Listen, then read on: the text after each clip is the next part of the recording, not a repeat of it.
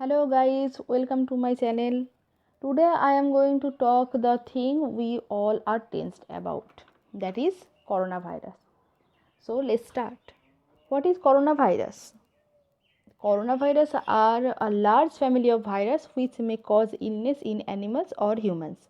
In humans, several coronaviruses are known to cause respiratory infections ranging from the common cold to more severe diseases such as Middle East Respiratory Syndrome or MERS and severe acute respiratory syndrome or SARS. The most recently discovered coronavirus causes disease COVID-19. Then, what is COVID 19? COVID 19 is the infectious disease caused by the most recently discovered coronavirus. The new coronavirus and disease were known unknown before the outbreak began in Wuhan, China in December 2019. COVID 19 is now a pandemic affecting many countries globally. Then, why it is called pandemic? And the other words related to epidemic, what are the difference between pandemic and epidemic? An epidemic disease is one affecting many persons at the same time and spreading from person to person in locality, whereas an pandemic disease is when an outbreak of disease that occur over a wide geographic area and affects an exceptionally high proportion of the population. So, COVID-19 is called as pandemic disease. Then come to the symptoms of COVID-19. How can we recognize a person who is affected by coronavirus or who is a patient of COVID-19? The most common symptoms of COVID-19 are dry cough, fever, tiredness. Some patients may have aches and pains, nasal injections, sore throat, or diarrhea. Firstly, the symptoms are usually mild and begin gradually. Around 1 out of 5 who gets COVID 19 becomes seriously ill and develops difficult breathing. Older people and those with underlying medical problems like high blood pressure, heart and lung problems, diabetes, or cancers are at high risk of developing serious illness.